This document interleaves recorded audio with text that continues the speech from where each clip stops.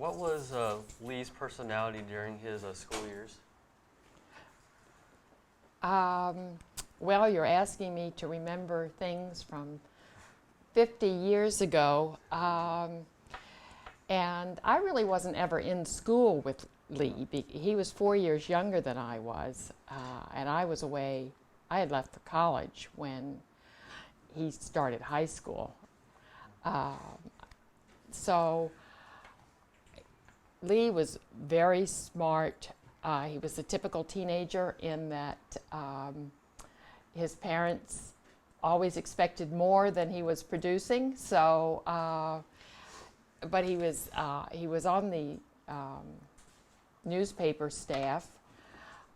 He loved to write. He loved to read, and he loved being the class clown. But he never brought home quite the grades that his mother and father would have loved to have seen. Yeah. Okay. Well, while the Vietnam War was going on, did you have any opinion of it? Did you think it was bad? Did you support it? Well, I came from a military family, and I think that was ultimately why Lee went to the war.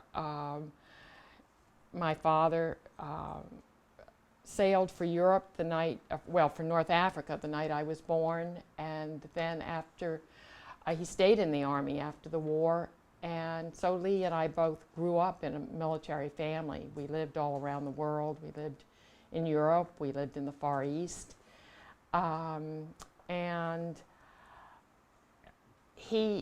so we supported what the government was doing, and we supported what the military was doing. And of course we had friends and neighbors. I went to Mary Washington, and I dated a lot of Marine lieutenants training at Quantico, who then went to Vietnam. So we knew a lot of people there, and that's hard to say. I think everybody in the country was tired of the war. It went on for years.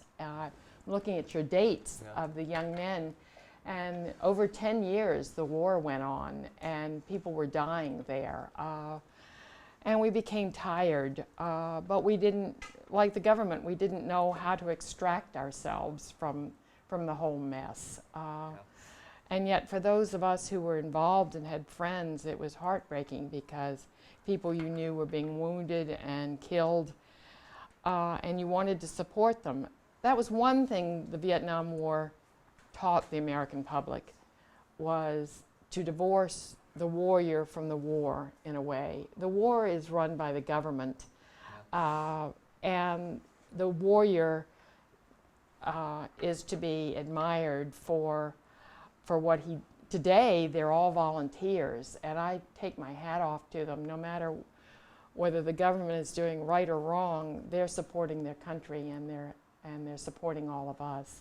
And I think that's how Lee felt. He wasn't, by the time he went, we were all disillusioned with the war, including most of the young men who served. But he'd gone to VMI, he supported his country, he wanted to make the military a career, and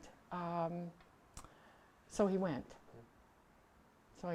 And he did his duty. And there's a lot to be admired in that, today and then. Okay, was Lee involved in any clubs at school? Well, he was not a football player or basketball player, but I know he was on the newspaper staff. And when he was at VMI, he swam for the swimming on the swimming team at VMI. I don't know whether, and he was always on the swimming team at Queens Lake, where we lived, and he was also a lifeguard and a swimming teacher there. Before the war, did he have a job that they did? Well, he always worked at Queens Lake in the summertime at the swimming pool as a lifeguard and as a swimming teacher. But there was really he didn't have enough time between college and the military to have a job. I think he was home that one summer, right after graduation because the military was taking in so many people that they couldn't take them all at once. And he had about a 3-month interim there. And I know he painted signs for the city of Williamsburg.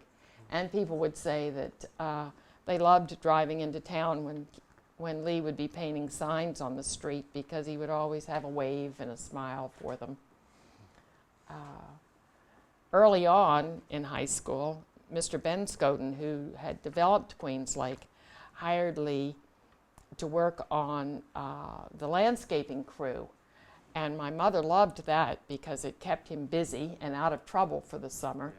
Yeah. And Lee loved it. And the whole crew, except for Lee, were older African Americans.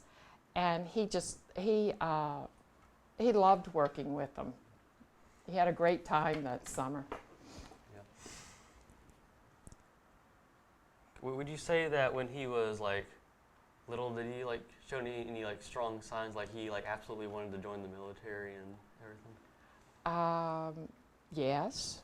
But of course we lived in that kind of an atmosphere, and during the Korean War, instead of being sent to Korea, my father was posted to Formosa, which today is called Taiwan. It's an island off the coast of China. And Lee was in the 1st grade and I was in the 4th grade when we went. So, and at that time we were subjected to occasional air raids by the Chinese Air Force. And so he grew up in a military atmosphere. He was a Boy Scout. And I think it was just, he always wanted to go to VMI. I think it was just something that was accepted that was going to be a part of his life. I don't know that he would have made it a career, but it was something that was going to be a part of his life. Also, I remember you said that that he loved reading, right? Mm-hmm. Yeah. Were there any like specific types of books they like reading, like types of books?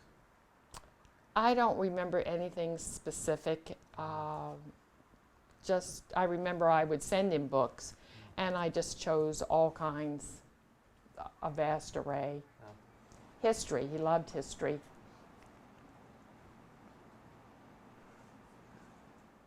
Did he like? Do you know like anything they like to do for fun, like outside of school? Like what do you do like to entertain himself and whatnot?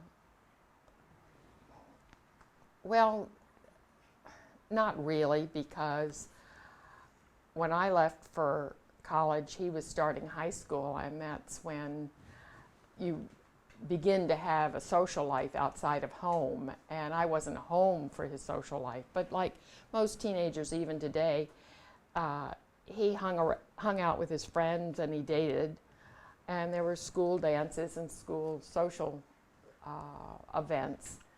The girls loved Lee. Lee was Lee was the type of person who, when he walked into a room, he became the focus of the room. He loved a party. He loved a good time. He loved people, and the girls gravitated towards him. We had my poor mother and father. If my children had been like this, I would have been wild. But the girls would come and throw rocks at his window at night to get his attention. And we lived way out in Queens Lake. And he was known, I probably shouldn't tell you all this kind of thing, but he was known to go out the bedroom window and over the garage roof and meet up with his friends at 1 o'clock in the morning. So he was a real hellion, I should say. Yeah. But you know, in those days too, kids didn't drink like we didn't have drugs. There were no drugs, and there wasn't a lot of drinking, and he never got into real trouble. I mean, he was never in trouble with the police or anything like that. It was just good devilment, I should say. Like, do you remember like how old he was when he left for war? Well, he was born in 1947, and he graduated from college, and I'm trying to think, in '69, and he went within the year. So, 47 he was born, and he left for war in '69 or '70. Well, he probably didn't leave until 1970 because he had, while he went into the military within 3 months after graduating, he spent a year at different schools before he went over. Was there like any type of like music that you like to listen to? Oh, gee. Nothing special that he wasn't into classical music, that's for sure, and I don't even remember what kind of music we were listening to in those days. So nothing that stands out. That was one of the most interesting things to me when the first Iraq War happened, that young men going off to Iraq, being away from home for the first time, were so lonely that they ran up phone bills of thousands of dollars calling home to talk to their wives and their mothers and fathers. By the next Iraq War, we had figured out that we could all donate phone cards, and that alleviated a lot of that debt. But in Lee's age and my age, they didn't call home. We didn't have internet. We didn't have the telephone, international telephone to use from the war zone. And so there was nothing but letters back and forth. And my parents did go to Hawaii to meet Lee. That was towards the end of his tour of Vietnam. They had a wonderful visit in Hawaii. And my mother's remarks on coming home was that all the young men were extremely disillusioned because the war, Washington had decided that they were going to get out of the war, and they were not getting the support, and they were not getting the supplies and the support that they had gotten before, and it was very disillusioning to wake up every morning and put your life on the line. In fact, it wasn't even waking up every morning. It was 24 hours a day. You put your life on the line, and the government at home didn't care, and the people at home didn't care. But for Lee, it was his job. It was what you did. And from what I gathered from the letters and testimonials that people said afterwards, well, he gave his life. And he gave his life to save someone. So, and I think that's what happens on the battlefield so often, from what I read and hear, is that it goes way beyond what Washington or the people at home are asking for. It's your fellow man that you're serving with, your brother Marine or soldier, or and you give your life for them. You had a question, I'm sorry. What were your last memories seeing him before he had left? Looking back, I can't believe that we treated it so cavalierly. I mean, that we thought he was coming home. I didn't come home. I lived in New Jersey. I had a husband and a small child. I didn't come home. Lee had come to visit me. He and his girlfriend had come to stay with us in New Jersey and to visit New York, and we said our goodbyes then. If I knew then what I know now, obviously I would have come home and we would have had, but you know, the same was with my parents. He told them goodbye, and then you go. It's probably not the last minute that you're in the country, and yet you can't follow them every minute.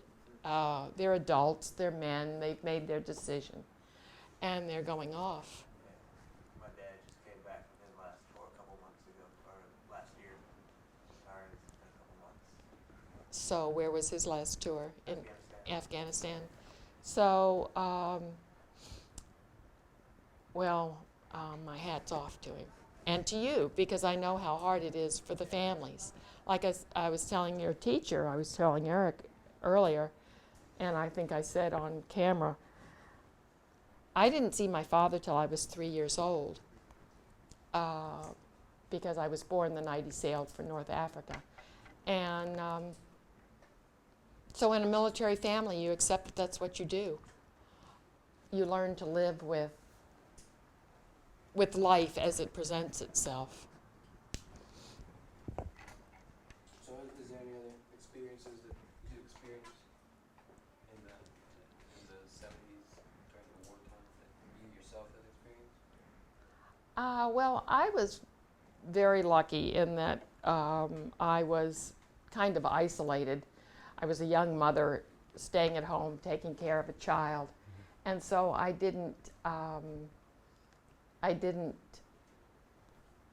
wasn't the soldier getting off the plane being spit on. We read it every day in the papers. We saw it on the news. My husband was a Marine captain, reservist. He went to every once a month. He went to train, and there was the possibility that he could be called up. But that was what was so different between Vietnam and Iraq, because they called up very, very few reservists during the Vietnam War. By Iraq, they were calling them up wholesale. And I don't remember so much that time as I remember by the time we came to Iraq, by the time the Iraq War came along, that the feeling among the people had changed. And when reserve units were called up, people went all out in towns to make sure that the reservists went off with phone cards, with the equipment that they needed, and helped out with the families. Vietnam wasn't like that. Vietnam, there was a draft, and everybody was going, unless they could figure out a way to evade and avoid the draft, which graduate school, and I remember resenting that. I resented that there were those who were going on to graduate school and trying to put it off as long as they could. It fell mostly to the young, the poor, who didn't have college or graduate school, and to those with an extreme abundance of patriotism, such as Lee. So even at that age, there were those of us who resented the fact that there were thousands who were avoiding it and evading it in a way, and we resented those who didn't appreciate it. I had no feelings for the kids who were rioting in the streets and on the campuses of the country, and that happened. And the National Guard was called out, and there were students who were shot by the National Guard rioting against the war. Was it sad? Yes. Was it very unfortunate? Yes. But would I have ever been in one of those crowds rioting against the war? Never. So I didn't have a lot of sympathy for them. I had more sympathy for the troops who had been called to fire on them, because they had to live with that the rest of their lives. You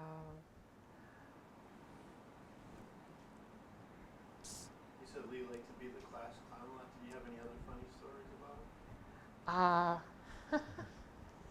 him? Well, climbing out the bedroom window, and my mother and father the telephone rang at 2 o'clock in the morning, and someone said, there was a male voice on the other end of the phone, and they said, do you know where your son is? And my father said, yes, he's in bed asleep. And this male voice said, no, he isn't. He just walked by my bedroom window. And so he and his friends were out running around the neighborhood at 2 o'clock in the morning. And that was the kind of thing that he would do. at his funeral, one of his young friends said, you know, everyone was a friend of Lee's. He never had any enemies. He didn't have time to be mad or angry with anyone. He was a friend to everyone, and everyone loved Lee. So when I say he was a class clown, that was really what I meant, that he was, we had, our uncle was the Methodist minister at the time. Lee's years in high school was a Methodist minister at the Methodist Church in Yorktown, and my mother nearly died of embarrassment when Lee held a revival service on the front lawn at Yorktown High School one day in the springtime, and he, you know, it was a big joke to him. It was a big joke and show-off period. And my mother, how could you? Your uncle is the Methodist minister in town. He didn't mean it to put anybody down, or it was just funny, he thought. And that's, he used to beat up on me. So I would grab a book. Mother and Daddy said they were going out for a walk. So I knew the minute they were out the door, there would be the battle royal between the two of us. So I grabbed a book and I took off for a room in the house, the only room in the house that had a lock on it, which was the bathroom. And he came after me, was so mad that I'd gotten in there and locked myself in before he could get to me. And he started kicking the door and he jammed the lock. And then I couldn't get out. So that a little while later, my mother and father came home and they put their heads in the door and they said, everything all okay upstairs? We're going across the street to visit friends. And Lee is out there begging me, don't yell, don't say anything. I'm going to get the door open. Well, they came home about 2 hours later, and it was about 10 o'clock at night at that point, and I was still locked in the bathroom, and Lee was still trying to get the door open. Of course, he was only in the 6th grade. And my father, of course, went bonkers. He had to call you couldn't just tear the door down. We lived in base housing. And so he had to call the chief engineer for the military housing. And they had to send an engineer out to take the door off. So that always stands out. That was one of the funnier things that happened between us. But he was a great kid, and I had a lot of, well, like everyone, we had wonderful times and we had our spats, but he was a good kid, and we had a wonderful time growing up. And it was a wonderful life because we lived on Formosa, and oh, that was funny because we went to school in the mornings in military army trucks. It was just a different life.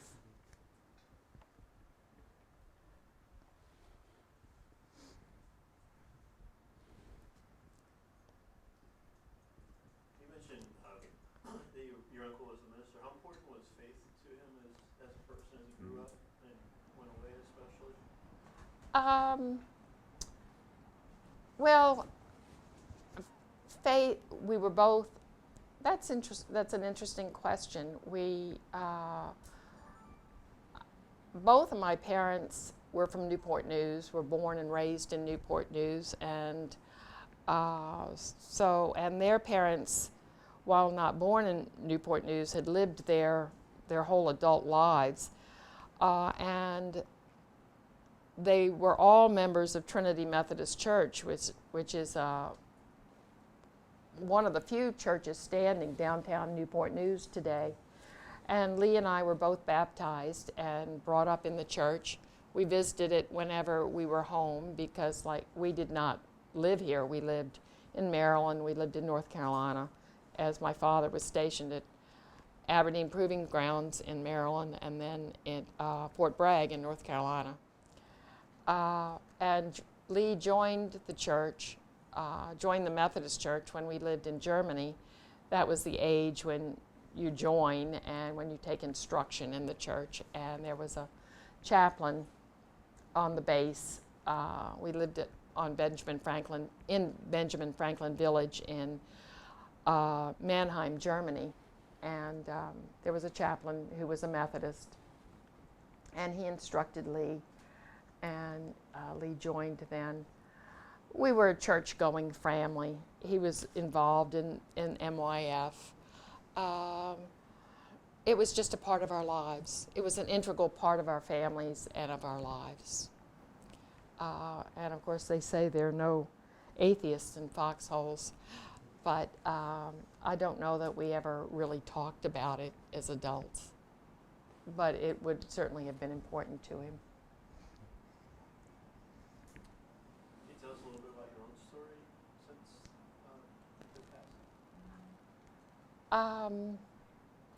Well, when Lee first died, I began to volunteer at the Red Cross in order to give something back to the military and to the country. That was very interesting because people, my job with the Red Cross was to be a liaison between military families and between the person in the military and their local families. If you, for instance, if you are wounded, if you are sick, or if you have problems, you can go in the military. You can go to your local Red Cross, and there's one on every base, and they will call the local Red Cross in the town where you lived. And I was the one who, on weekends or evenings, who would get the telephone calls, and then I had to just check the facts and get back to the base with the actual facts. So often young men would ask for emergency leave because their grandmother had died or their wife was sick or something like this, and I had to check the facts.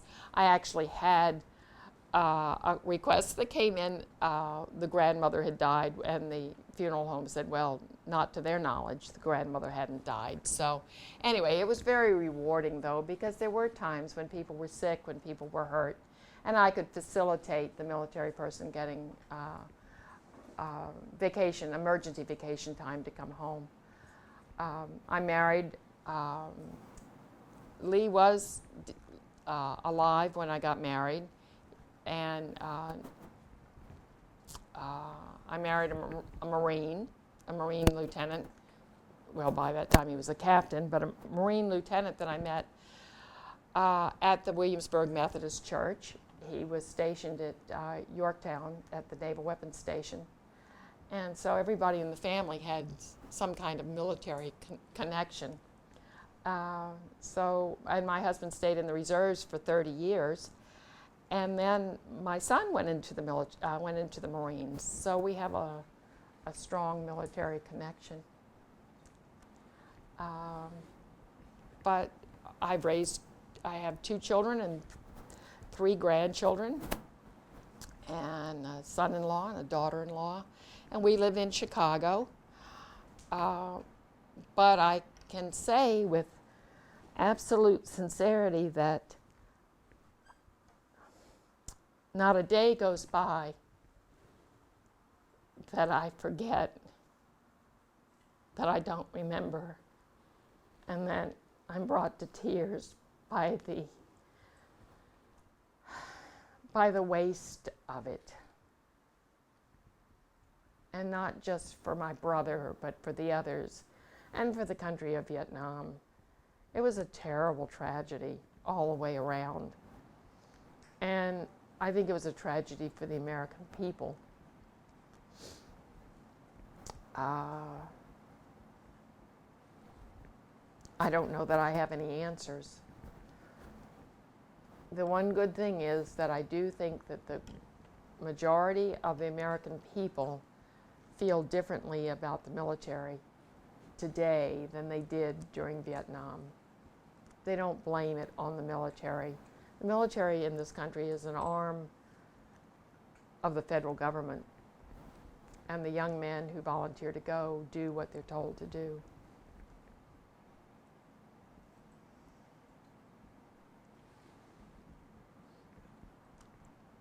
And I admire what you're doing. I think you're doing a great job. This is fabulous Thank you. to keep them alive.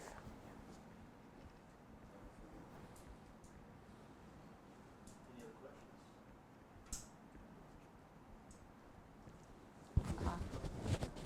questions?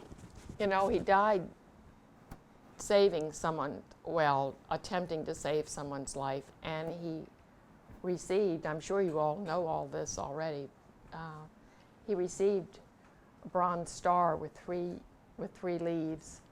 So he died a hero.